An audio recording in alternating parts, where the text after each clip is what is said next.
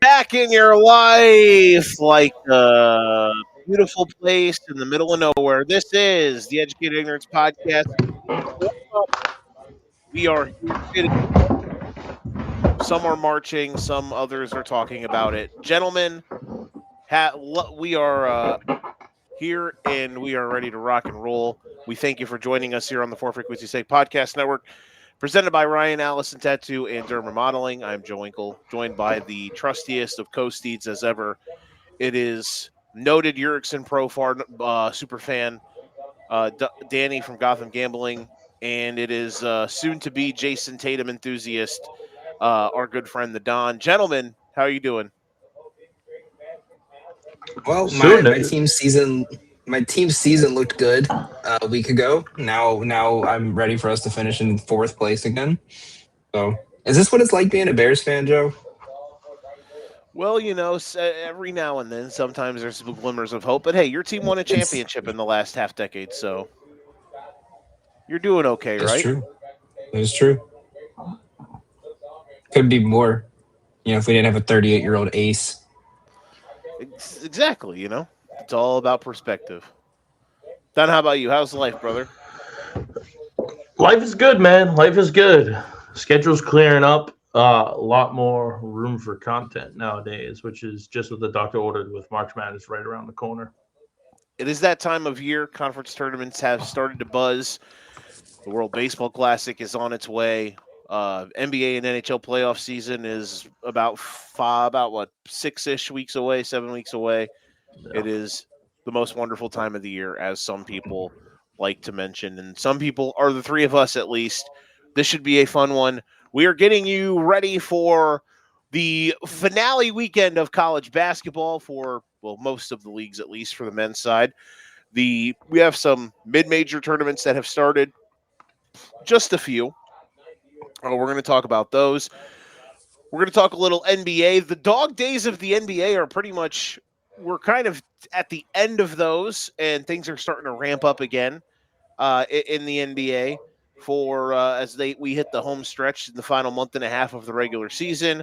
And we are going to discuss that as well, and even talk a little bit get you maybe a small primer for the U.S. as they open up in the World Baseball Classic here today for when this drops. So, Danny, as always, you kind of drive the ship here, my friend. I think we're going to start in a land far, far away, though, because we always like to start this show a little bit quirky. So why don't you get us going?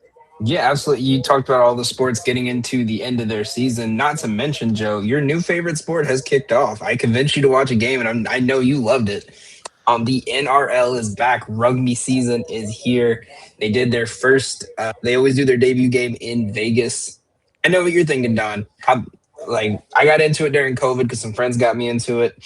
I told Joe, I said, I think you'll like it. He watched a highlight reel. Said the announcing was electric, to exactly quote Joe. Joe, what were your thoughts on the opening game as a first-time watcher? Listen, let me tell you, both underdogs played like those were supposed to be each were supposed to be. The spread was like 10.5 on both of those. And the underdog won the first one. The second one, the underdog lost on golden point. It seemed a little sloppy, but if it's the first game, I assume that's why. It was, it was something. It was different. That's for sure. It was very different. I kind of understood the premise of certain things. Didn't understand. It took me a minute. I think the first one you showed me that went to the overtime. It took me a minute to realize the first point scored. So I'm thinking, why aren't these dudes trying to launch these kicks all the time to get a point? But then all of a sudden, imagine if someone just had the Brandon Aubrey of rugby kickers, See, that's player. What the dude on the team that lost, the one that kept kicking and just missing it short. Mm-hmm. That's a comparison for him. But he was playing through a strained quad and a strained calf muscle and was still kicking it 50 yards. Ouch. Not fun. I mean, there was people with blood coming down their face. Like my personal favorite rule is if you get tackled out of bounds, it's an instant turnover. It's a very rambunctious sport. Mm-hmm. I love it. It's so fun, especially the. Did you notice with the extra point tries? It was in different locations. Yeah. Yeah. So in rugby, once you get into the end zone, the play's not done. It's wherever the ball gets placed in the end zone. Right. So if you score right on the outside line, then when they kick the extra point, they have to kick it 30 yards away from that exact spot.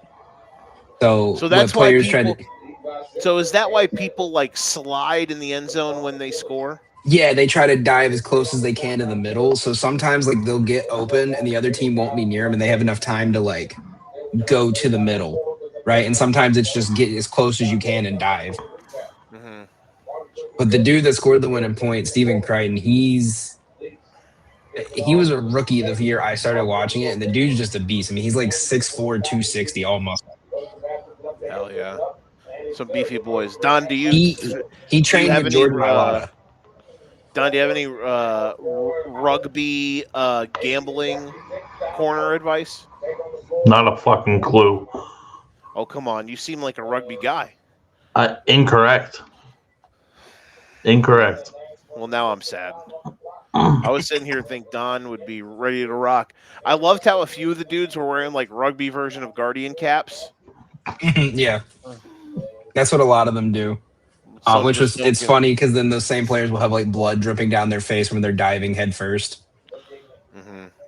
What we're coming up though is the first round of what's called State of Origin, and that's the equivalent to that is imagine if in basketball, like every couple of weeks for the first 3 months of the season, every player from California and every player from New York stopped playing and like played each other in like a big tournament.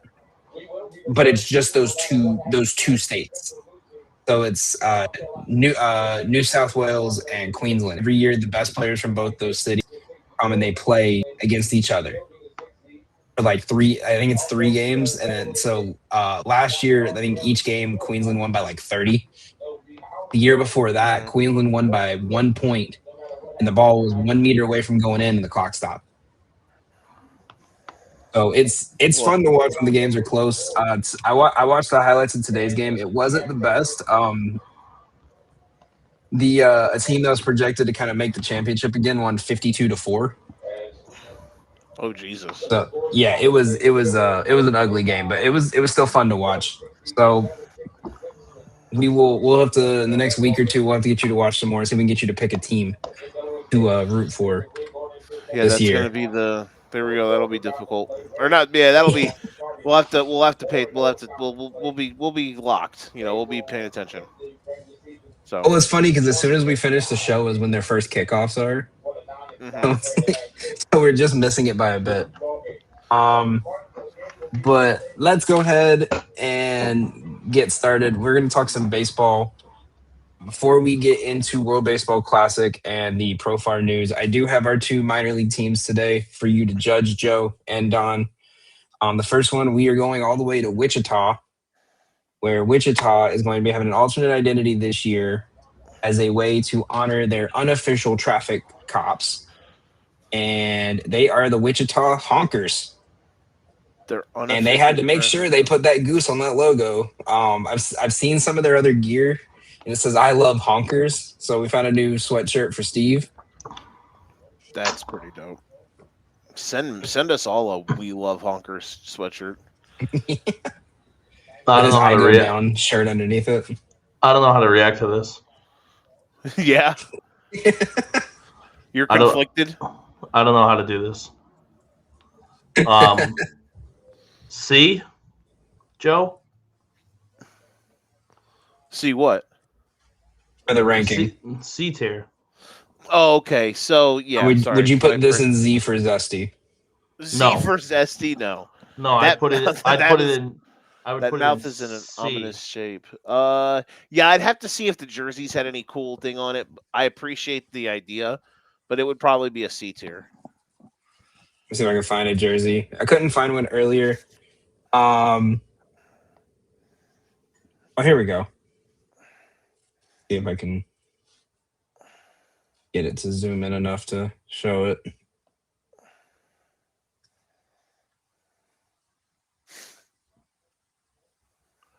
These kind of don't basic. even know the name of them. Yeah, no. C. Kind of just a basic pinstripe on it. You going C tier, Joe? Yeah, C tier. I like that though. That's nice. All right. And the next one, Don, I don't know if you remember, there was a team that they do a 9 a.m. baseball game every year, right? Last year they were the Flapjacks. This year they are the Reading Iced Coffees. So yes, Joe, this one team every year does an annual early morning game in the middle of the summer. They always do some kind of breakfast theme. They only serve breakfast food. People show up in their pajamas to watch the game and everything. So this year they are the Iced Coffees. We do have a jersey. That's not the color I would have thought for ice It's coffee. not what I was expecting at all. Yeah, because the red on there is because they're the Reading Fighting Phils. And that's their normal color is that red. But I definitely was not expecting green and black when I saw that. No, definitely not. Where are we ranking this one? Oh man, I like the premise because of the idea. It blends into like them serving the breakfast food. I would say a B. Yeah, I would say this is better than The honkers. I won't say that word. So We could all use a good honker. Yeah, I would say B. The jersey throws me off a little. I wasn't prepared for that. It's all. It is. I do like the way the jersey jersey looks. It just not really expected. The jersey is Starbucks colored. That is true. It is true. All right, so let's go ahead and get into this. Let's go ahead and start. World Baseball Classic has kicked off. We have played a couple games so far. Australia kicked it off with a win. We got to see the number one Guardians prospect and number one draft pick from what was it? 2 seasons ago. Hit a home run in the game. Don, what are you most excited for to see in the World Baseball Classic for the group stage? I'm definitely more excited to see Team Italy, aka just American guys with very Italian last names on their team, play. So I think it's definitely interesting. Looking at where each side is, especially in that bracket, I think with Mexico, Great Britain, and Brazil, as well as USA, I think Italy can sneak in and be the 2 out of there. So I am curious to see how they do. And then I'm honestly curious to see sneakily how the Colombians do in that first pool with Puerto Rico, Panama, Cuba, and Canada. I don't think it's super strong, but I do think that Colombian team can be sneaky good. Yeah, I don't hate them either. I mean, I'm looking at their roster right now. There's a couple guys that are on MLB teams. I will say they did play the Braves the other day. I did watch the game. The couple pitchers they started with did not look great to start. Patino did not do well. He couldn't even get out of the first inning. But I think this is going to be one of those teams. Their bats are going to have to save them through the thing. I think we're going to look at a team similar to like the Orioles over the last couple of years, where it's if we score enough runs, then it doesn't matter how many errors we have. Yeah. Joe, what about you? Who do you guys look at as like the actual biggest threats? Like in the pool for the U.S., do you feel like any of these teams are actually going to make them sweat? Maybe Italy, because again, looking at their bats is fantastic. I think having Kyle Teal, Pasquantino,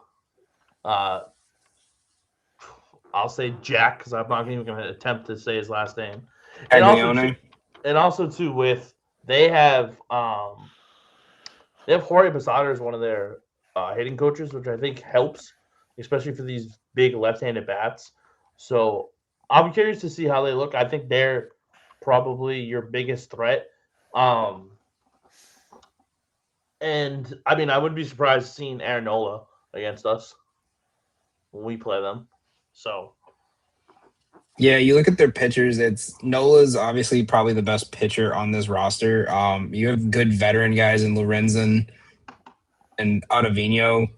The one thing I'm seeing is they have a lot of speed. DeCenzo, Sagisi, Birdie, and Jacob Marcy gives you a lot of speed on the bases if they can get on. So I don't know how they'll do against us, but I think going against, I think they can easily surprise Mexico, given the Mexico roster. Yeah, seeing Mexico is like Mexico's the 5th highest favorite in the entire tournament. So seeing that matchup will be interesting. So it's not going to be a bunch of just cakewalks. And their first game is Brazil, right?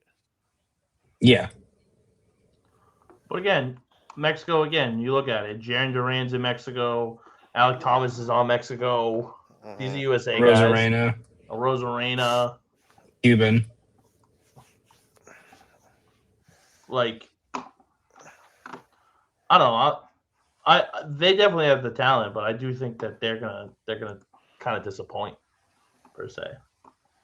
Yeah, I'm not sold on Mexico's pitchers either. I think your best pitcher right now is Javier Assad, and he's good, or your best starter at least is Javier Assad, and I think he's good, but I don't think he's that great. And I think the Mariners are going to want them to be cautious with how much they use Munoz throughout the tournament. So I think if he pitches against the U.S., I don't think he's going to pitch against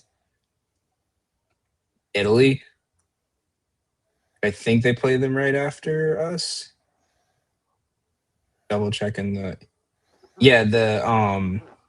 Mexico's next game after us is them playing Italy in the last day. I don't think if they're going to use Munoz against us, I don't think they're going to use him against Italy. Yeah, I would assume. Yeah, I'm going to be interested to see, if there are any struggles at all, if there's any like slow starts, anything like that. It sucks that the Scooble game is going to be the first game, and then he's just gone. But it is what it is. Is he even going to stay over there, or is he just going to come back to the States? No, I think he'll go back to the States. What's the point, even? Well, listen, especially limiting. Good. We talked about this last week. There is no point. Yeah. He's just basically going over there to throw a fucking bullpen session, basically. Mm-hmm. It's very stupid, but what can you do? Like at that point, you should have just stayed back and went up against an actual roster. Like you're going against Great Britain, you're going against Jazz Chisholm, Harry Ford, and 7 other players that are just kind of have Anglican names. Isn't Edward Julian on that team? Oh, he was on Team Mexico last year. No, he's Great Britain last I thought. Your hitters right now, you have Jazz Chisholm, Nate Eaton, Harry Ford, Trace Thompson. That's it. Of MLB players. It's a real murderer's row right there. Yeah, maybe if your franchise is the Chicago White Sox or the Colorado Rockies. Exactly. Yeah. Yeah, it sucks. I've been wanting to bet on it, but nothing in me is gonna make me take a spread, like a run line that's more than a 1.5. And everything I've seen so far is 4.5, 9.5, 6.5. Oh, on some of these early games. I wanted to do the game last night, the Korea game, and the spread was 4.5, and I was just I don't want to take that because it's still baseball. A certain point, if the team goes up, the only difference is there's a mercy rule. So USA versus Brazil might not go more than 5. And I think if you're betting minus 9.5, you're just betting if the US will mercy rule them. Yeah. Yeah, pretty much. I was gonna say, wouldn't you? Yeah, but pretty much, you're right. I mean, I'm gonna take probably. Actually, you know what? I don't know technically if I'm gonna be betting because I have so much locked in for these major college basketball tournaments that we'll touch base on. But what I will do is I'll throw out a quick player prop for the Japan Chinese Taipei game at 5 a.m. and that's Yamamoto at 6+ strikeouts at +130. Shout out to Yamamoto. He ended up winning World Series MVP, right? Yeah. Yeah. That's what I thought, yeah. I mean, it was definitely deserved. As much Oh as I my hate God, the Dodgers. absolutely. Moving back to U.S., our last baseball thing. Profar, Jerickson Profar, as you can see how disappointed I am by my head, is out for the year for getting caught with the same drug for the second year in a row, now banned 162 games. They went to appeal it in less than 2 hours. The appeal was shot down, meaning, and when the news for according to reports from the Netherlands and the Braves, within 2 hours of the report, Profar was nowhere to be found anywhere near Team Netherlands facility. All of his stuff was cleaned out, and everything Braves locker was also cleaned out within 24 hours. And they had also said no staff has done that. So basically, he left Team Netherlands facility, cleaned all his stuff out there, and then just left. So what a sad way for his career to end. I mean, he got brought to light in the Little League World Series, was a top pick, bounced around, found a home in San Diego, and this is the way it ends. It's just kind of sad. It's pretty nuts just from the fact that like he kind of started to finally turn his career around. However, he goes off in 2024 with the Padres. Then he gets popped last year.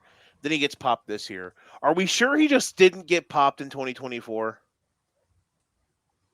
I mean, you could definitely say that. So the drug he got, he was 100% juicing in 2024. Because the drug he got caught with, it wasn't a steroid to like boost your playing performance, but it was a testosterone recycle. So it was trying to reset everything to his normal testosterone levels. It was a drug that like a lot of like women take when they're pregnant, and it's supposed to like reset your hormone levels. So he basically got caught just trying to flush it out of his system. Shout out women. Yeah, listen.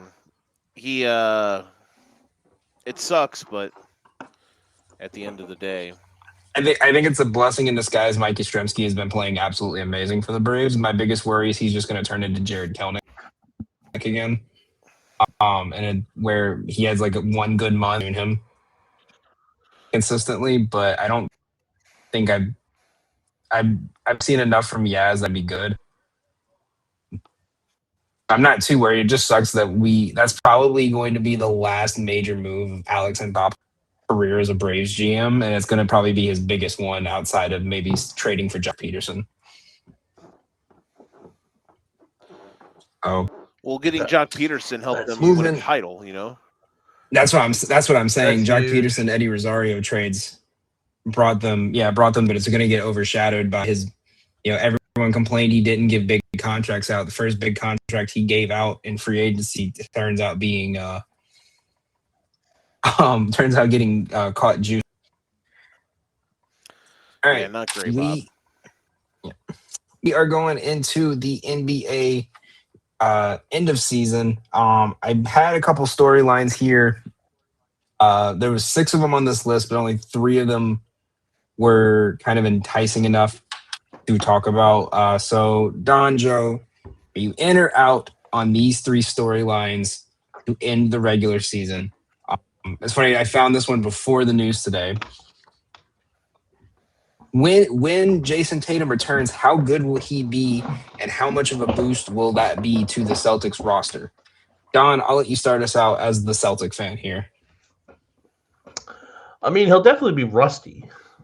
I mean, because like first time playing, but also too, I don't want to make the comparison, but Dominique Wilkins tore his ACL and then returned in the same amount of days and was immediately an MVP candidate again. So it can happen. I think Tatum's going to play like 20 minutes.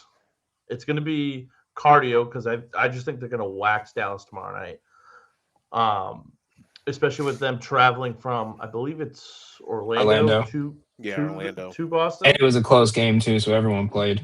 So I think he'll play 20 minutes. I think he'll play probably the first 5 to 6 in the first. He'll play 5 or 6 in the second. He'll play 5 or 6 in the third, and then he'll probably play the last 5 or 6 minutes in the fourth. And we'll see how he looks.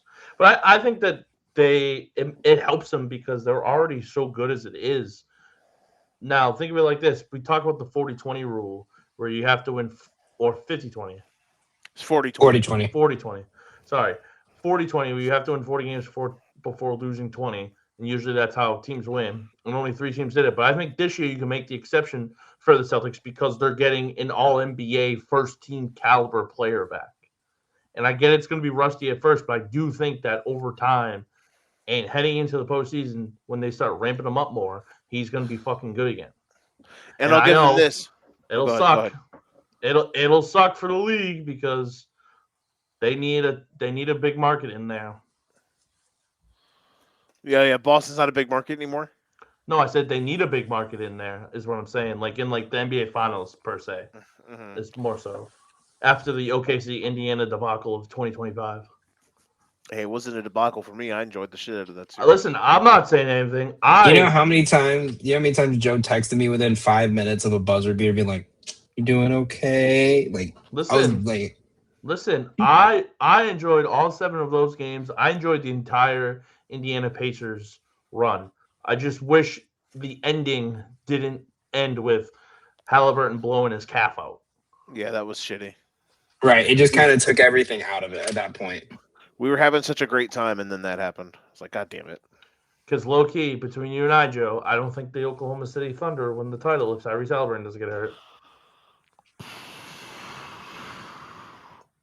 I definitely know this. He was definitely going to have one of the games where he dropped like 35. He was on a generational run, for crying out loud. That was definitely going to be one of the games where he had a huge scoring game. Would it have stayed hot enough for them to win? I don't know, but he definitely was on fire. So that happening was very sad. Well, think of it like this. Siakam was already doing everything when he got out. Imagine if Siakam was having that game with him in there. Yeah, it's okay. It's okay. Now Dan has to live with. I mean, he gets that title, and it's okay. But now he has to live every day cheering for Lou Dort. Don't worry, they're gonna get a free. Indiana's gonna get a free Darren Peterson out of it, so it's gonna be fun. They're gonna get a free someone, that's for sure. Here's my thoughts on. I was gonna say this about the Celtics. They did not pass the 40-20 rule. However, they did get to their 40th win before they lost their 21st game. So they kind of did it. Yes, I think that as long as the Jays don't kind of ego check themselves, which I'm not trying to turn this into a first take segment. Jaylen has all season. Jaylen Brown has been an MVP candidate. Correct. And I don't think he has to give the team up like, TV segments will like big time TV shit segments will try to break it down into. I just think there's going to be a bit of an awkward dynamic for a little bit. We'll see. Maybe if Jason comes in knowing like, hey, anything I do is like extra free roll and doesn't try to like turn it into a dick swinging contest in the first game he's back, then I'm not worried. I also have never really been worried about their relationship because we watched the entire 2024 playoffs where Tatum, outside of a small handful of games, was pretty bad. Oddly, and like offensively, he was pretty bad. He couldn't buy a jump shot. He was great everywhere else. He just couldn't make a jump shot. And Jaylen Brown won the 2 conference and finals MVPs. And the next year they came back and, there was no like 1A, 1AB or whatever type situation and weirdness. So,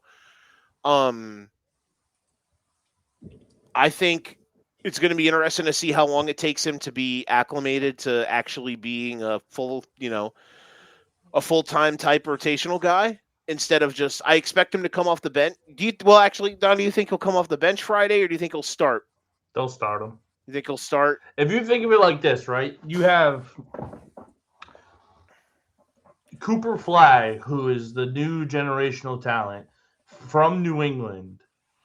Mm-hmm. You want people in that spot on Friday night. Those two going at it to start the game is what I'm looking for. That and Tatum Especially being both announced. top three players from Duke. Correct. And hey, if it means anything, Jason Tatum is who I comped Cooper Flag to coming out last year. So,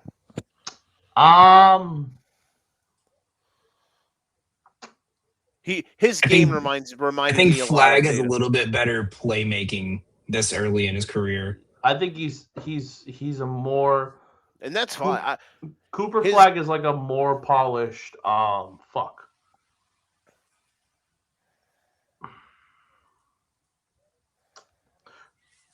I think Cooper Flag, when he came out, I thought he was like a more polished, like Chris Bosh in a sense. Where Bosh could get you 20 and 10 easily, but Cooper Flag has the better passing ability. Because people slept on Chris Bosh's passing ability. It was fucking pretty solid for a big man. Right. You never had to see it once you got to Miami. Exactly. That's not a bad one. Yeah, he just reminded me a lot of like what Tatum was doing over the last few years, his offensive game at Duke. But no, that'll be exciting, and I'm glad he's back. You know, he's one of my favorite players, and what Boston has already done, oddly enough, I don't think he would have rushed back if they weren't good. Which I don't even think he's rushing back, to be honest. No. But the fact that we're here, I mean, if they get the ace, if they eventually can get an ace version of him, I mean, good God, man. Yeah. Next one we got here. Sorry, go ahead. I was gonna say I'm not picking them right now. Like, if I'm actually picking somebody to win the Eastern Conference, I'm not picking them as of this moment. But in 2 weeks, if I've seen them and I already think like, oh shit, like there's no fall off, then I might, because it's either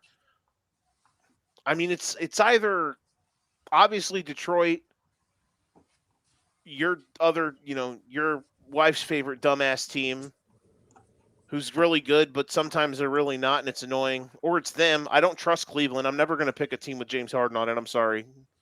I can't do it. I can't succumb to it. I don't blame you. And outside of that, but the East right now, man, it's an interesting thing. And they absolutely are. People will just say like they're finals contenders. They're title contenders, man. The Thunder and the teams in the West are really good, especially the Thunder and the Spurs. They're not fucking unbeatable. No. Yeah, that's fair. Nobody in this league is unbeatable. No. Moving on to the next one here is going back to Cooper Flag. We have the Rookie of the Year race. With Cooper Flag resting intermittently, does Con Kniffel have a shot at overtaking first spot on the Rookie of the Year ladder and winning the award? Unfortunately, the only way that he does is if Flag misses the games to become ineligible. Because for Rookie of the Year, it doesn't matter. It doesn't matter at all? They don't. Yeah, it's only for like MVP, like the big awards, like Rookie of the Year, they don't. Okay, because I was going to say, if it does matter, he's going to miss it. I would say that Con definitely has a case, especially if the Hornets can get to like a 6 seed, he definitely 100% has a case. Because he has the rookie record for threes right now. The only thing that people are going to say is, oh, well, Cooper Flag is the youngest player to ever score 1,000 points in a single season. That is a hell of a stat, by the way. And, like, he's just going to continue to get better when he just plays. Like, right now, he's just kind of playing to, like, play.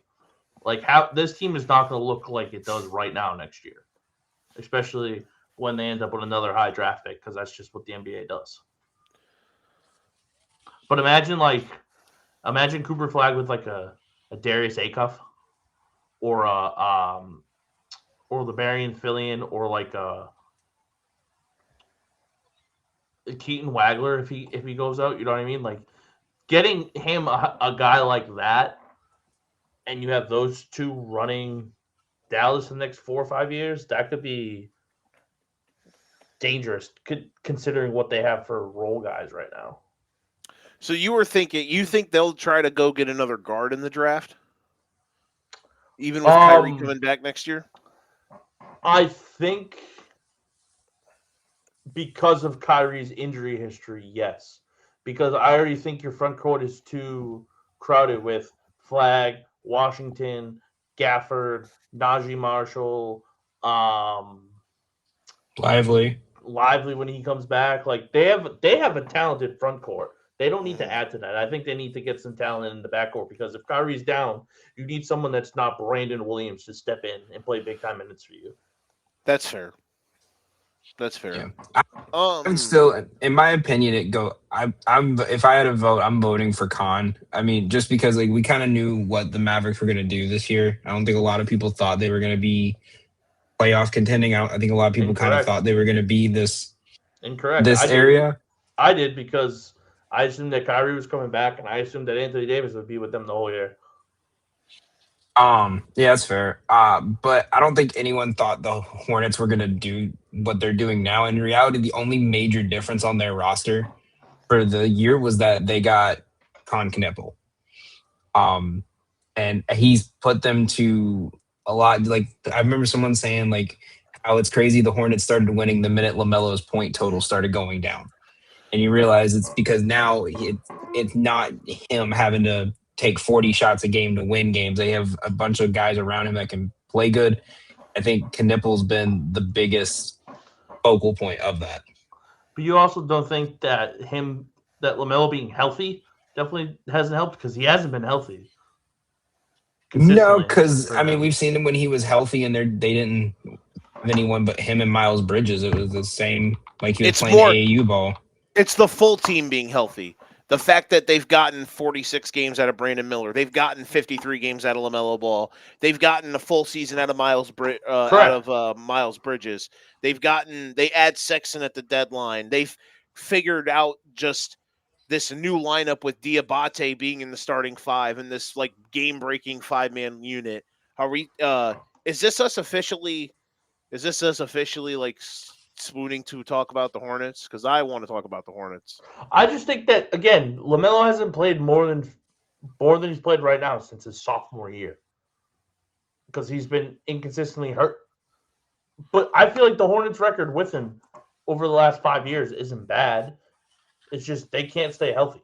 That's their problem. This year, and then they get to this time of year, and it's like, okay, let's just sit everyone because we need a better draft pick. Exactly. But I do think also, I mean, like I said, I think Knippel adds another layer to it that they always seem to be like rotating that 3-guard, small forward, shooting guard spot next to Brandon Miller, where it was like Josh Green for a while. They put Grant Williams there. They couldn't find anyone there. And now they have the piece there. And I think it's what's taken them over the top. Because I mean, I think the award almost always tends to go to whoever's the highest scoring rookie, especially if a rookie's putting up close to or over 20 points a game. But I just think Knippel's done enough of an impact around him that he should get it. I promise you, Cooper Flag was the most highly touted recruit to come out of the draft since LeBron. He's going to win Rookie of the Year. Yeah, I know. I don't care. We can have this conversation. Khan is definitely making them better. Cooper is going to be better for the Mavericks long term. Yes, obviously. I think Cooper Flag is a future like top 5 player in the league potentially. I will say this though, if you tried to sell me a stock that Khan's like a top 20 player in the league, I don't think I would argue against it. He's kind of awesome. But that team is really well put together. Like it's him, LaMelo, and Brandon Miller are all 3 like all NBA level guys. Can we do a minute on the Hornets real quick? Like the actual teams, Absolutely. like more than just kind of what we've been doing. Yeah, I'm not gonna sit here and say that the Hornets at 30-1 to win the East is live because I actually think them winning 12 playoff games is going to be incredibly hard. However, if you can manifest or navigate them, find a bet that gives them a playoff series win, I could see it. I think they're going to make the top 6 because I think the Raptors are going to kind of fall off a little bit. And the Hornets right now aren't just beating teams. They are massacring them every game. I think I saw this stat the other night. They're the first team to win 6 straight games by 15 or more points since the 2018 Warriors. Mm-hmm. And the run that they've been on since like Christmas is stupid, which is obvious. We all know that. I absolutely think this team is going to make the top 6. I don't think they're going to have enough. They don't have enough runway to get to like the 4 spot because Cleveland, like the top 4, they have enough of a gap in the conference wins wise, but they absolutely can catch the 6 and maybe even 5.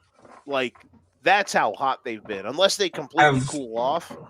I took them on New Year's Day to win the Southeast plus 600. Oh God, yes. Right now they're 2 games out of that spot, which is wild.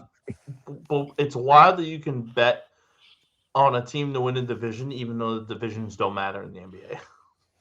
Yeah, no, not anymore. But I did see someone, Joe. I'll tell you one thing. If they match up, if they for whatever reason end up at like the spot that they're in, and they match up and they get the Pistons in the first round, I think there's a world where they can beat the Pistons in the first round. The amount of fouls from Diabate and Duren in the first 5 minutes of that game is going to be insane. That's definitely not. If they somehow are the 8 seed, that's definitely not the matchup that Detroit would like roll out of bed and be like, "Oh, great, we have to fucking play these guys for the next 2 weeks." You know what I mean? Also, don't sleep on if Tatum comes back and looks good. Don't sleep on the Celtics getting the 1. That's all I'm gonna say. With the way the Pistons have been lately, yeah, they're only 4.5 out. I would say to Joe, to your point where you said if they find a way to somehow sneak to the 5, if they get Cleveland in the first round, I would take them winning in 5 games. God, that would be one of the more if they like. Listen, I know what I said about Harden, but if they knock off Harden enough, like Harden is one thing, but like he's Donovan Mitchell's one more early playoff exit from requesting a trade. If they beat the fucking Cavs in 5 games, bro, I would collapse. That would be an epic fucking feat. Cleveland would have to rebuild. Yeah. Yeah. But I think Cleveland, to be honest, it's going to sound like a dumb take, but I legit think Cleveland is like maybe 2 years out from that anyway. Yeah.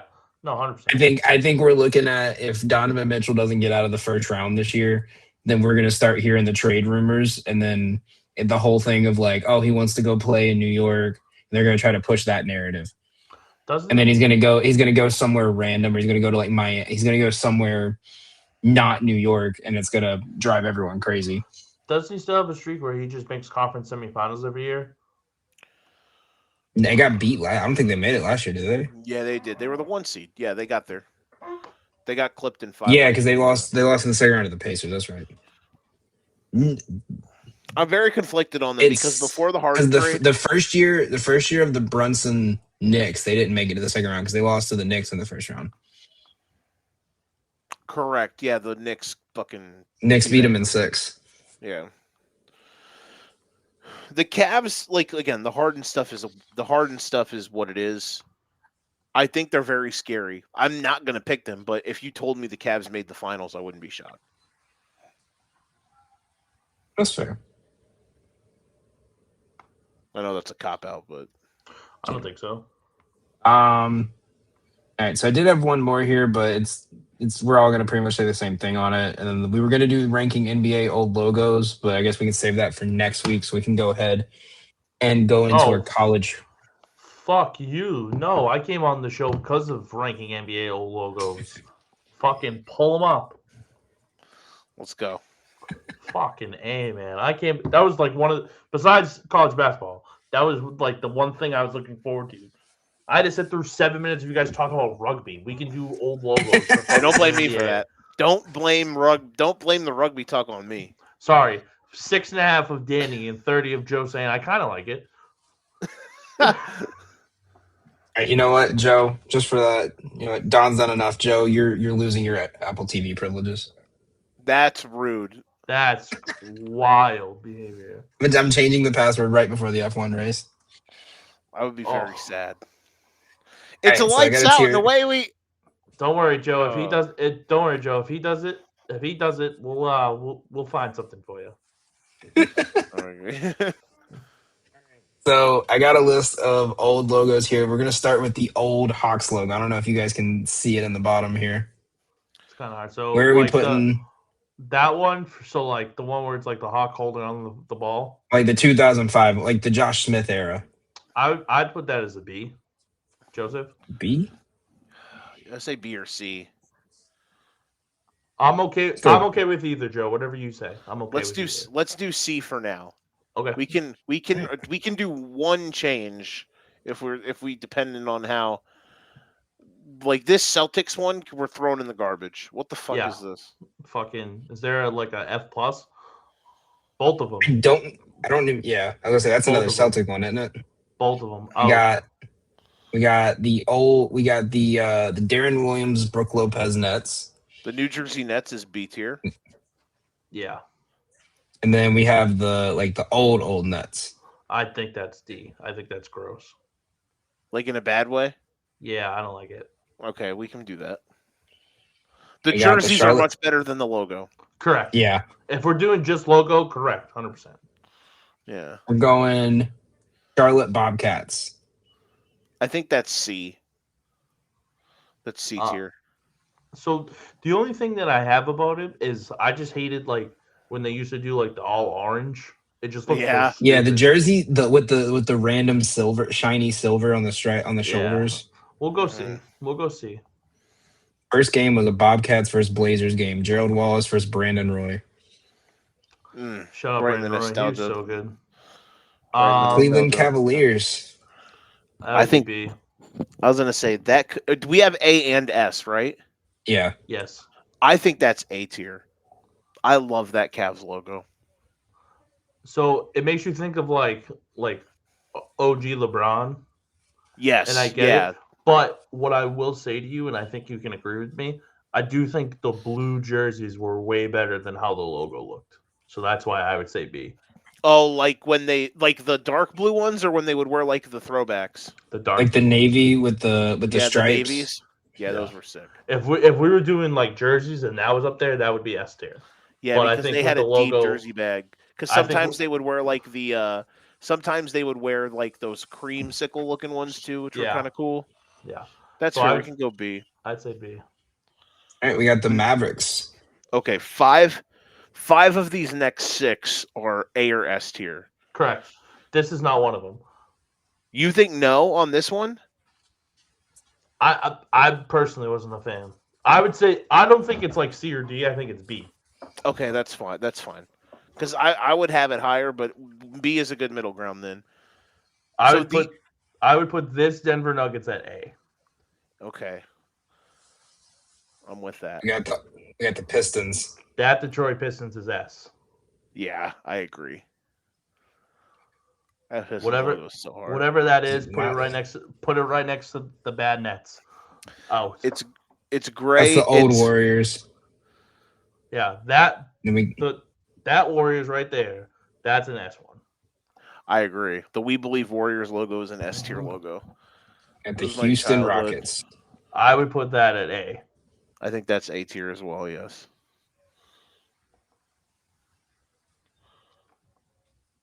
All right, next one we got is the LA Clippers. Shout out to Corey Maggette. I'd say this is B tier. I'd say B or C. As a Clippers guy, whatever it is, it's better than what they have. I mean, I appreciate the new logo now. Well, you got to because they tried. You got to think of it like this: they're doing it to eliminate all ties that they had to the Staples Center. So I get it. Yeah. But there's different ways they could have gone, and I think in the next couple of years they'll change it. But for now, I'm just glad they don't only wear like black or white now. Like they kind of wear the blue and the red is again. Yeah, but get rid of the fucking orange. I hate it. Yeah, we got the Vancouver Grizzlies. Pull it up so I can see it. because we're at the. Vancouver Grizzlies is S tier. So it's that one. All right, S. Yes. We got the old Milwaukee Bucks, where it was the red logo, but they wore blue and purple. Shout out Michael Red. I would say A. I would say A tier as well. This is S tier personally for me because this was the team I always did in my career. Minnesota Timberwolves old logo. That's an S. Yeah, I agree. And that's an S solely based on the fucking jerseys alone. Yeah. They wore those jerseys in the tonight court because they had the trees around the court. Yes. They wore those jerseys tonight, and Ann Edwards had a nasty poster. I have one of those jerseys in my closet somewhere. And then screamed at RJ Barrett for like 20 seconds. It was hilarious. I love it. We got the old Charlotte Hornets. These jerseys were really cool. I would say this is A or B. I'm fine with B. Yeah. I think the court was cooler with the purple and the paint. Correct. We got the original Knicks jersey logo. Fucking D. No thought. Just the word Knicks over a basketball out. It's very vintage, but it is, yeah. We got the Orlando Magic. I think that Orlando Magic is B, but I think it's better than the Dallas Mavericks old logo. So so we move the Mavs down to C, we put this in B. Or do we put this ahead of them? I'm saying like keep the Mavs there, just put it ahead of them. Yeah. Okay, yeah. The old AI 76ers. That's A. Yeah, this is A or S. You putting them ahead of anyone here? Can you scroll up? Yeah. I would say ahead of the Bucks, maybe. I would say I think that's better than the Rock. No, that's fine. Just based off logo. Yeah, that Rockets logo, man. All I'm thinking about in my head right now is ESPN with the old like score bug in the early 2000s. Oh man. I also didn't know that Danny had like every single throwback logo ever. I thought it was like he was picking like 20, and we were just it was a tier. It was a tier with like with a bunch of them someone found. All right, well you can stop after the Sonics. You don't want to add we got the old school Denver. No, because we got the old Rockets. The jerseys are better than the logos. We got the old Kings, old Sonics, Bullets. We got the old Bucks too. Just so you're aware, Joe and I can only see to a certain point. I will say that Sonics one. The Sonics is S for S tier. Yeah, both of them are honestly. Yeah, and I do like that old school. I do like that old school Blazers logo. I'm a sucker for that old Wizards one too. That's an A1. Just put that in A right now. I love that this year's team is wearing those gold. I know those are kind of weird hodgepodge. But I like them. I like them. I don't care. And just looking at the rest of these really quickly, so Danny doesn't have to drag and drop for another 5 minutes. We can agree that the Dinosaur Raptors is S. Yes, 100%. Did you not hear us say you didn't? I did, but I have to scroll up. Old Jazz. How do you feel about the old Spurs? I think that's like A. Okay. I love the color scheme, and I think the Jazz is S. Yes. I like that Jazz logo better than any logo they've put out in the last 20 years. Hey, they're kind of getting back. They're like halfway back to it now. Yeah, after the fucking after the practice jerseys, the AAU practice squad jerseys. After the highlighter, yeah, I agree. Oh, what I wouldn't give to see them play on the Minnesota Timberwolves in-season tournament court with that jersey on. Oh, Jesus Christ. All right, what do you think about the last one I'm going to ask, Joe? And then I'm done with tiering these. The Sacramento Kings.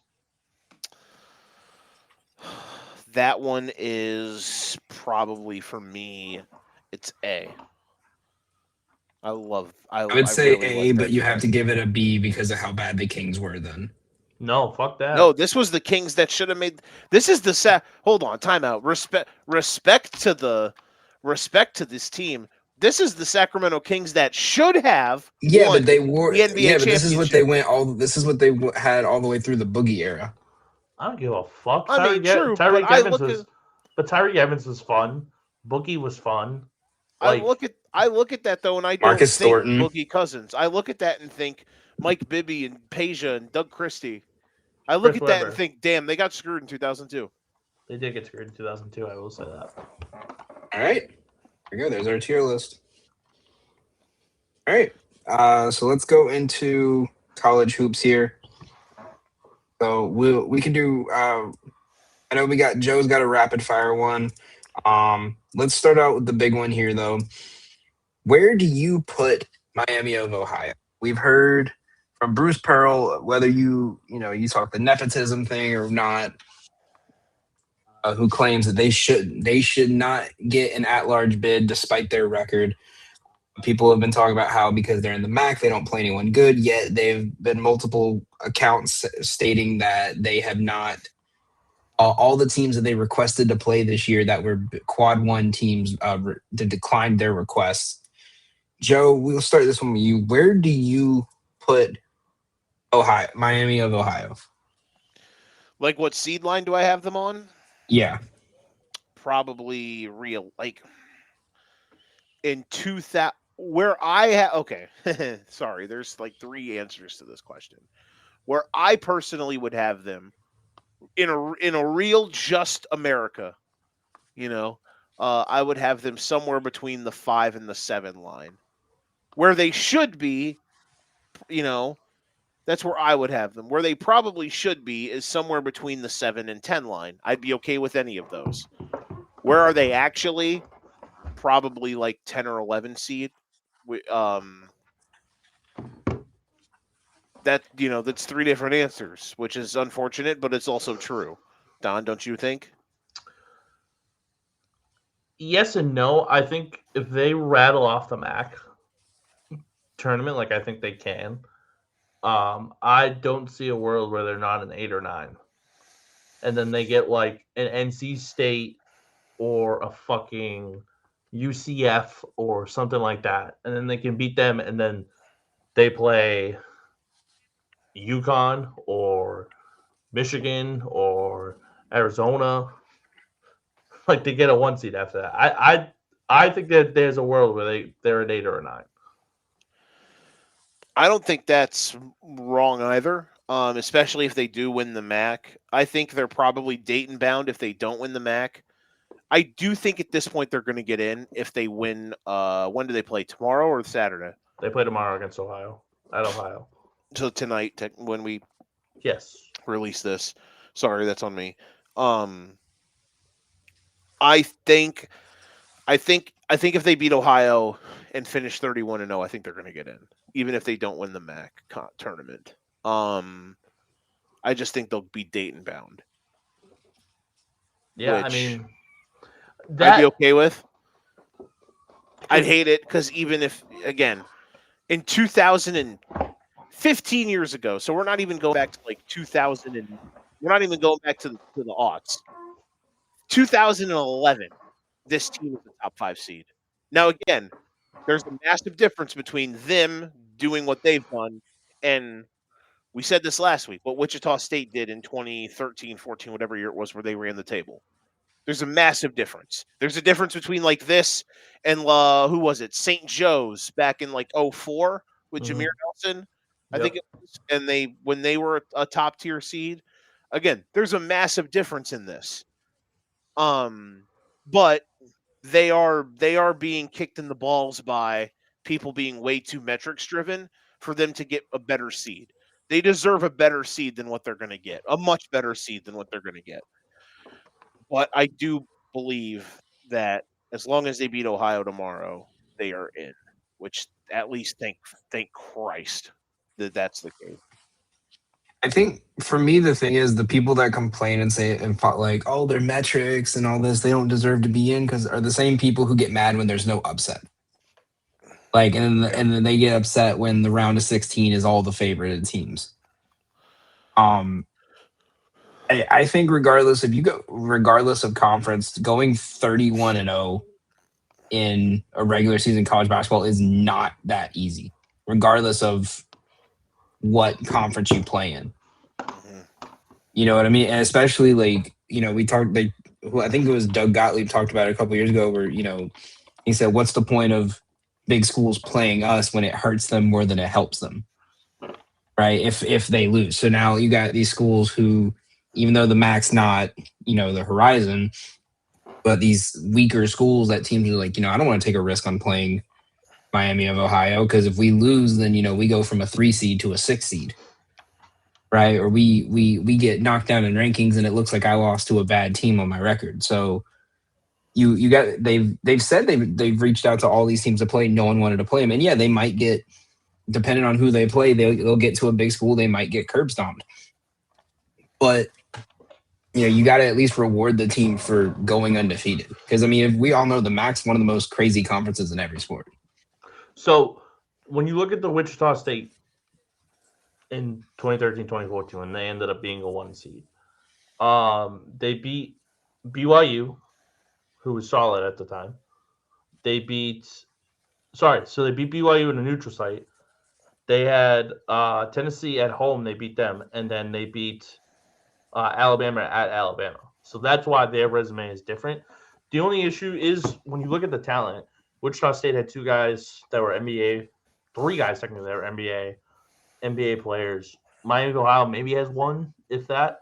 But also, 2, we're just in a different era of college basketball, unfortunately. And it's one of those where you look at the full body of work, you look at how the committee looks at this, and unfortunately their best win isn't really something that would stand out in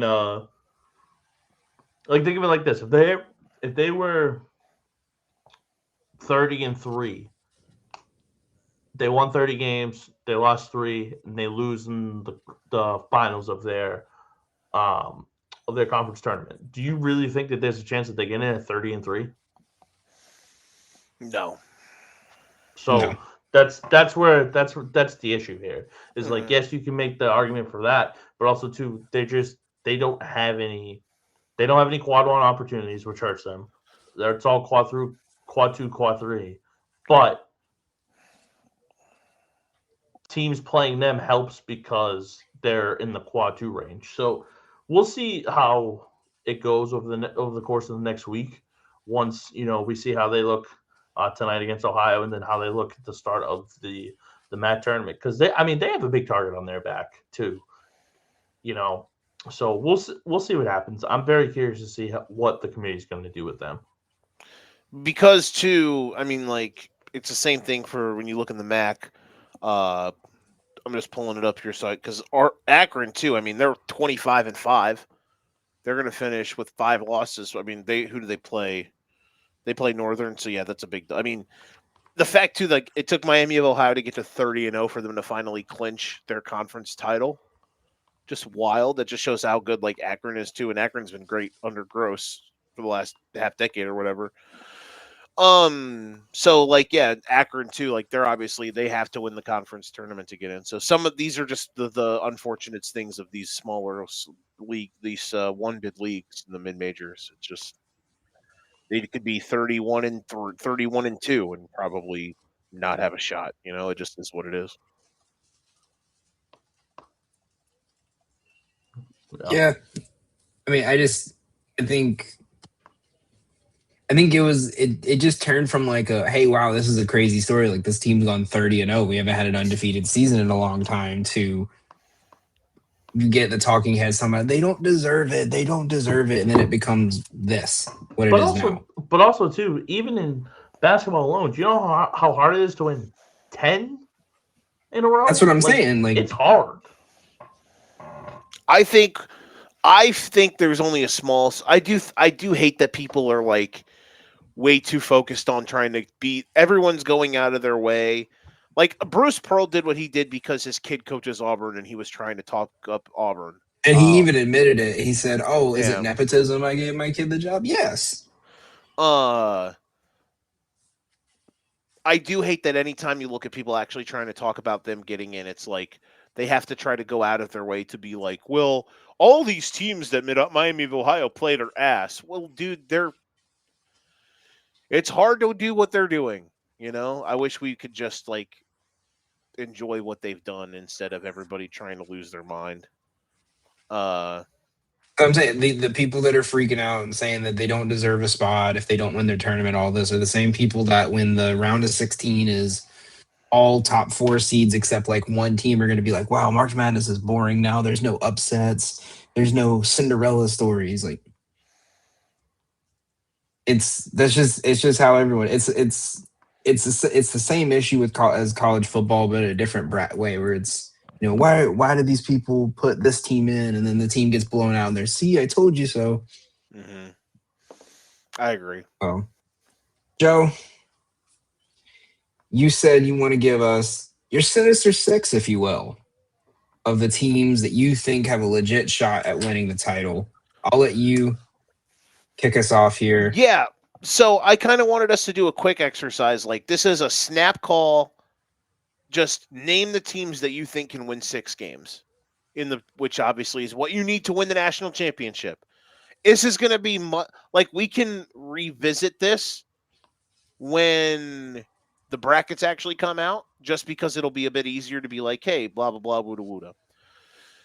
But just right now, and Don, I'll start with you. If you want to go through this. It can be as many teams as you actually believe. But when you just look at who's there, snap call, teams you actually think can win the national championship. So my list is a lot lower than what normal people will have because people will say it's currently a 3-team race. I would make an argument for 4, maybe. Obviously, the Duke and the Michigans of the world, 100%. Would agree with them. I would say Florida, just because the way they're playing right now, man. I mean, that backcourt is playing a lot better than what they were doing at the beginning of the year. They transition. Boogie Flynn has had the Walter Clayton transformation, per se, and that front court is just unbelievable. And then the last team, I know that they've kind of skidded as of late, but I'm going to still say the Houston Cougars. I just think they have the defense to do it. My only issue with Houston is offensively, they are too inconsistent at times. And I think if they get stuck playing a team that can match defensive intensity while also scoring the basketball at will, I think they're going to struggle. So we'll see what happens. Again, this is all about what the bracket looks like and stuff like that, because there's a chance that Michigan and Houston are on the same side, and I think Michigan would wipe the floor with Houston. There's a chance that Arizona and Illinois are on the same side, and I would take Illinois to make the Final Four over Arizona. I don't trust Arizona and Tommy Lloyd to get far in this tournament, no matter who they play. I think something is going to go wrong because that's what happens with Arizona basketball. And I just also wouldn't trust a team off the West Coast because no West Coast team has won a national title in the last 20-plus years. So I would stick to middle of the state and then all the way to the right. As much as last Friday night broke my heart, I have been manifesting the 2 seed in the West for the last about 72 hours. Just trying to do some of this. Please send us to Cali, wherever the West is this year. Is it in Cali? Is it in Denver? Who knows? Send us out West. Please let us play Arizona in the Elite Eight.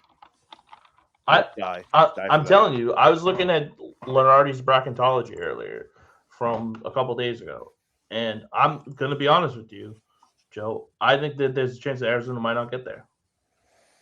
Because on that side, it would have an 8-9 of Clemson, Missouri. I think Clemson can make it competitive. Arizona would probably win. But then Arizona playing Alabama, I think Alabama would shoot the lights out and run them out the gym. They could, but do we trust Alabama to get that far? Yes, because looking at where they were matched up with, they would get a High Point, which I think they could beat, And then the second round matchups of either St. John's or Belmont. I don't think St. John's is going far in this tournament. That is true. We've seen that matchup already. Mm-hmm. I have 3 that I think will win it. I have 3 that if we get to the end of the tournament and they do win it, I wouldn't be shocked. And I have 1 that I'm still kind of stuck on them. And I would say not really a Cinderella, but I would like to see them go really far. So my 3 that I think will win it is Duke, Michigan, or Florida. I'm same agreements with Don on Florida.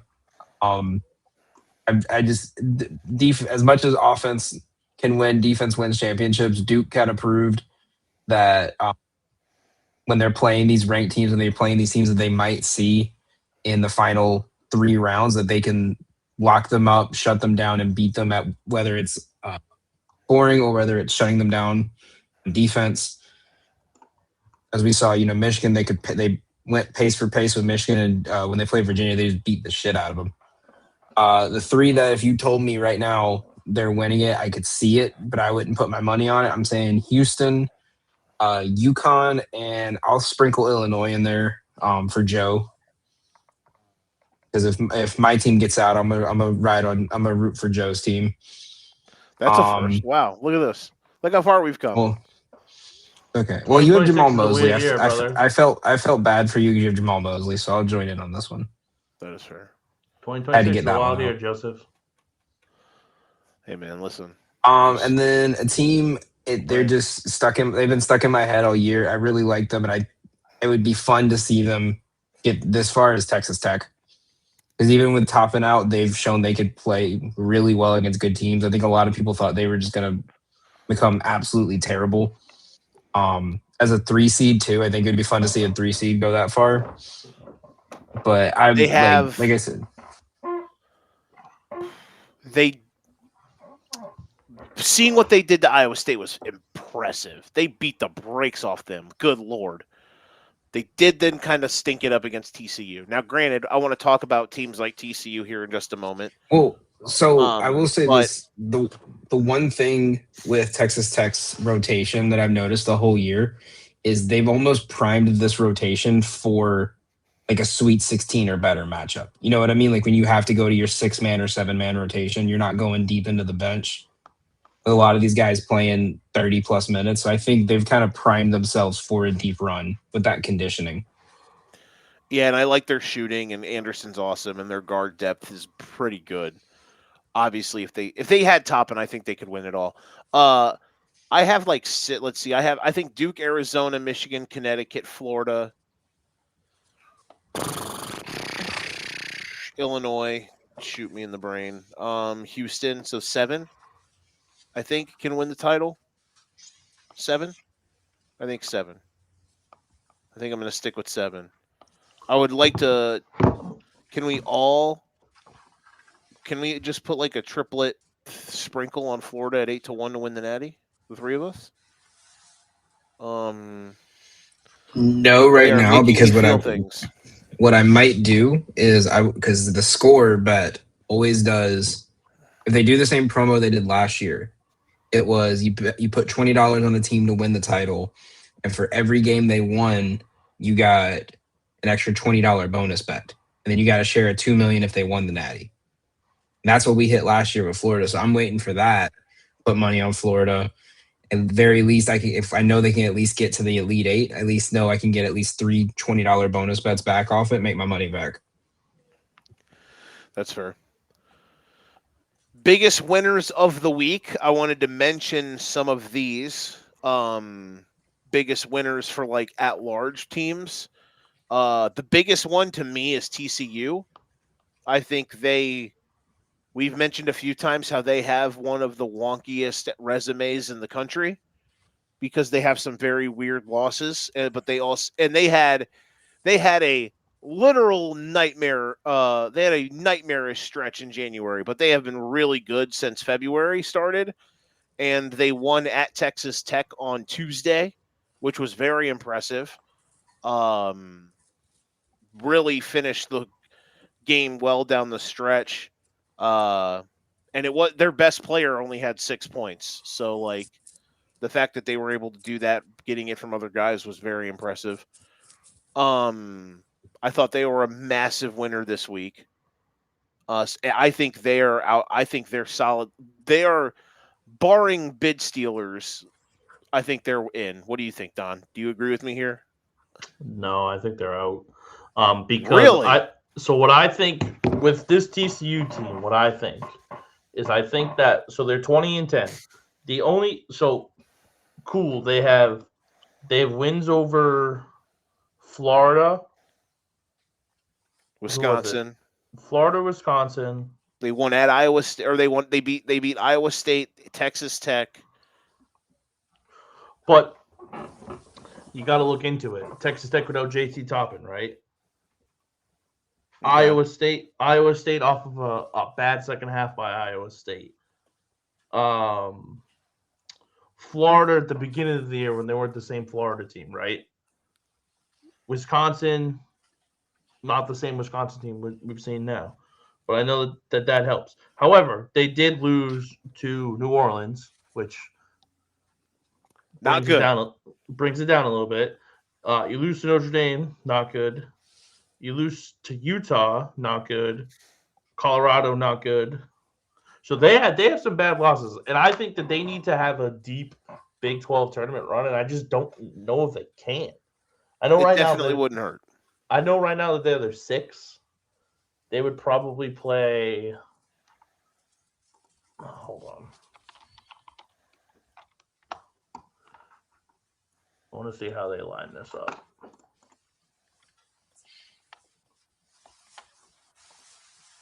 So the 6, they would play the winner of the 11 and 14, which right now is Colorado and Baylor. I think that there's a chance that Baylor beats them. I think Colorado's already beaten them. So why would they there's no there I agree. There's no game where you're going to actually sit here and be like they're absolutely going to win. So that's fair. To be fair, did Colorado beat them at home or on the road? I think it was at home. Colorado beat them at home by 26, though. There's a difference, though. Beating a team at home and then killing a team at home, they kill TCU at home. Yeah, but Colorado hasn't played well away from home all year. I think Colorado gets stomped by Baylor in the first. I think Baylor's catching momentum at the right time. We'll see what happens. I don't think TCU is a lock to me, and I think that if they get in, they're the last 4 team in. Okay. I think even if they struggle with Colorado or Baylor, I think it can put them out. Like I think they would have to beat them by double digits. And they're look, that's fair. Another team that has had a good week. What it will do for them, I have zero idea. But they've had a hell of a week. They've at least put themselves back in the conversation. Is Ohio State beating Purdue at home, then winning by 1 billion at Penn State. I know it's Penn State, but it's at Penn State. I'm not saying that Indiana versus Ohio State on Saturday is loser leaves town. However, because I think Indiana is further off the bubble than Ohio State is. I think. However, if Ohio State has to win. They have to win on Saturday if they want to make the field. If Indiana wins, there's a chance they could be an at-large team. Probably. They need a lot to happen. But Ohio State is literally on the cusp. Saturday in Columbus is going to be very exciting. Circle that game. So the thing with Ohio State is they have good wins, right? They would probably, as of right now, get the double bye. I think yes, they're going to be in the 5 to 9 range, I believe. I think they're going to be in the 8-9 game most likely. Yes, but the issue that I have is the 9 is Iowa, and Iowa demolished them the last time they played. And I think Bennett Sturts is the best player on the floor. So I would lean Iowa there. I think they have to win at least one. They have to win at least one game. Because I think if they can beat Indiana and then they beat Iowa, and those two, I think they can get in. But if they lose both of those, I don't see a way that Bruce Thornton and John Diebler will find their way in. I can't wait for the Big Ten tournament. I adore all these conference tournaments, but you follow usually you follow the conference the closest of the team that your team plays in. So I just can't wait for that Oregon Northwestern opening round game because they actually they didn't have a cutoff this year, so yeah, love it. Give me all the slop. Well, I will say that getting the big conference tournaments are definitely like where everybody loves to see. But right now, man, getting what we're getting right now is no joke either. Like all these mid-major conference tournaments that have started, I am locked and loaded and ready to go. Yeah, so you probably have been following. Both of you have been following these closer than me. I saw that there was a pretty chaotic ending in one of the Patriot League games today. Lehigh hit a full court shot not upset, but to beat Holy Cross at home. Just amazing. Mm-hmm. And the then first round of the Valley started this week, or the first round of the Valley started today. Yep, as well. BU beat American. They hit a game winner with like 2 seconds left. Navy struggled against Bucknell, which is not good for Navy bettors. 100%. The Valley, Joseph, just so we're clear, I tried to fade a stat today, and I wish that I stayed it because the Valley, Joe, do you know what the Valley tournament's good for? Isn't the Valley tournament usually good for massive upsets? Early. Close. The Valley tournament is good for your favorite types of bets. Oh, the old fashions? First half unders and full game unders. All three of the Valley games today have gone under. I like under that. their total.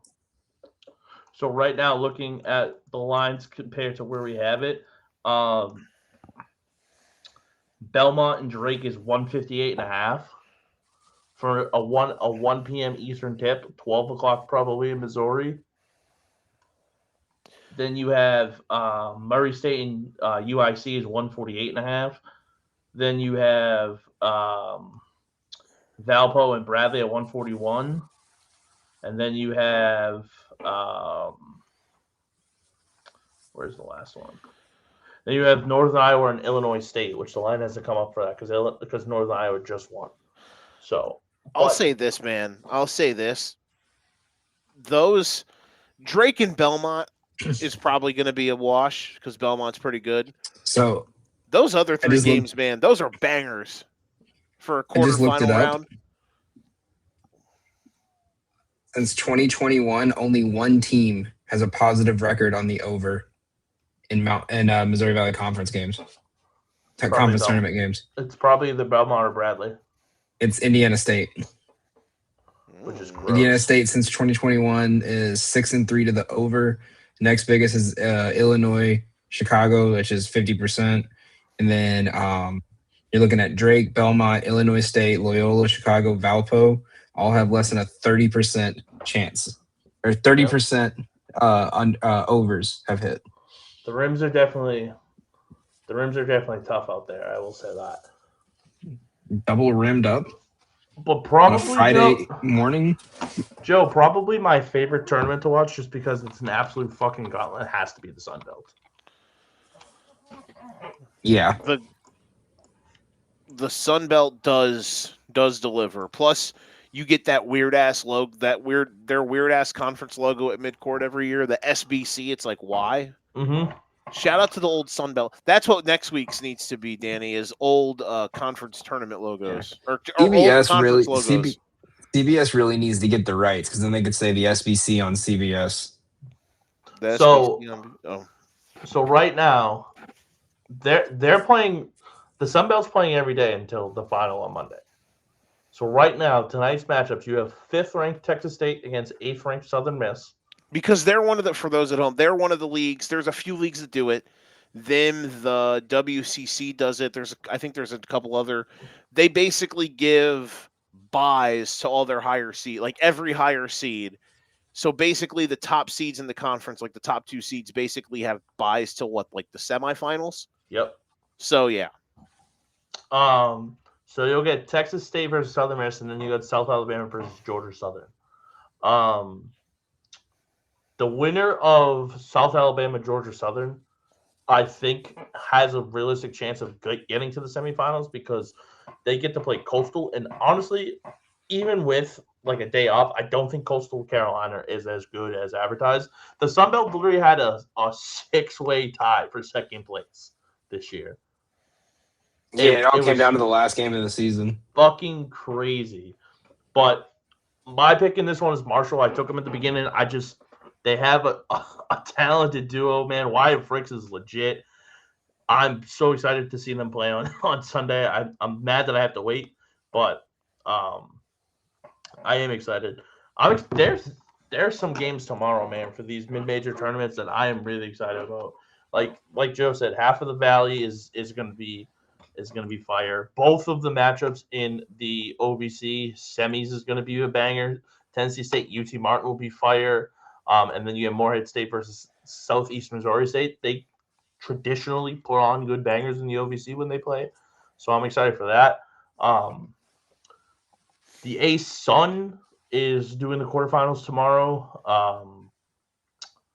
You have Lipscomb and Florida Gulf Coast. The story of Brandon Dwyer and his road to 10 career points is something that my TikTok feed sees a lot of. We got Oh, you know what he's talking about, right? I do not know. There's a kid from Florida Gulf Coast who literally barely fucking plays. He's rode the bench his whole career. And he's now a 5th-year senior. And basically he's doing a road to 10 points. Oh my goodness. It like started with like road to scoring 1 point in college basketball because he had done all 4 years and not scored a single point. And then they put him in and he hit a shot and the whole arena went fucking crazy. And then now he's upping it each like 5 points to 10 points. Yeah. So the OVC final will be the first one on Saturday. And then Sunday, I believe there's the Valley final, the Big South final, the A-Sun final. Monday is the big one. So Monday and the Summit League final on Sunday. But Monday, Joseph, the finals on Monday, because this is kind of how they transition from the mid-majors to the Big Ten, because Monday's the last day without a big conference tournament. Yeah. Yep. I got it pulled up here. I Monday, and then kind of bleeding into Tuesday as well. Usually is when it gets weird. Is when it really jacks up. Sunbelt, SoCon. You have the CAA semis and final. The Horizon League semi. You have the WCC semis, and then Tuesday they just fucking bang them out. And then the Big 12 first round starts. The ACC first round starts. Conference USA starts. You get the final of the NEC, which for Danny's sake, hopefully is the LIU Sharks. It's not. I watched that Chicago State game. It did not look good. Yeah, but you can not look good in one of those games. It's okay. I hope they can make it far because then I can go to their game in the next game. But dude, did y'all see the video of the fans doing the fins up thing? Mm-hmm. That's Steve and Danny. Yeah. Did you see the NEC hired someone to live stream all the games like he's doing NFL Red Zone? So if you go on their YouTube, he would swap between each game and would do commentary live on every single one of them. Of every one of the NEC games? Of every NEC tournament game. Because they were all playing at the same time. The Final Four of the NEC, the Northeast Conference Tournament. We have the hometown LIU we have hometown LIU and Wagner. Mm-hmm. And then we have in the other game. Hold on, sorry, I think we have Mercy. Wait, LIU plays Wagner. Yeah. Oh, that's a good one. That's right across the bridge. And Mercyhurst and Stonehill. Which I believe neither of them can make the NCAA tournament because they're in transition period. So that's fun. Wait, Central Connecticut lost? Yeah, they lost to Wagner. Yep, That's Central why- Connecticut lost to Wagner by 10. That's And why LIU they beat Chicago State by 4. They were They like re- 11-point favorites too. They reseed, but Mercyhurst and Stonehill both being on there. So pretty much whoever wins LIU gets in. If Stonehill and Mercyhurst can't make the tournament, then yeah, right? Whoever wins the LIU Wagner game makes the tournament. Money. That's money, Yeah. dude. Well, think of it We like played- this. Think of it like this. And this is how you have to look at it as well. So just because if LIU wins and they lose in the NEC title game, you don't hate your bet technically. So they have to technically win it. So if you bet on LIU, Yeah. you want them. Because like there are people who have bet on fucking Mercyhurst to win the conference. So I think this is actually their 4th year. I think this is Stonehill's 4th year. So Stonehill can make the NCAA tournament. No, it's you need 4 years, I thought.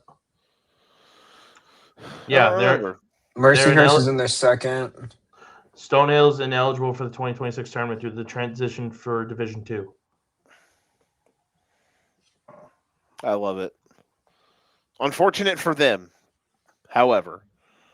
Also, why is that still a thing? Couldn't tell you, man. Yeah. Unfortunate. Unfortunate times in America. Let them, if they get there, man, let them in. But Yeah, 12 and 20. Let them in. I agree. I mean, if they win their way into the field, 12 and 20. Get them in there. Let's Isn't that go. what it was? Isn't that kind of what happened with Wagner a couple years ago? They made it in because the team that won the NEC wasn't eligible, and they only had 6 people on their roster because everyone Yep. was hurt. and And they got beat by UNC by like 60, They won their first 4 game too. Yeah. Yeah. and they had to play UNC, and they got torched. Remember that. That was a good one. But no, that's so a lot of great stuff coming up in the conference tournament world. Other than that, Daniel, I think we kind of hit everything we wanted to hit, right? A little brisk 90 plus, Absolutely. little over 90 men. Yeah, we did it. In and out like a banana sprout. Oh. And then not like a Ice banana milkshake. Shout out to the banana milkshakes.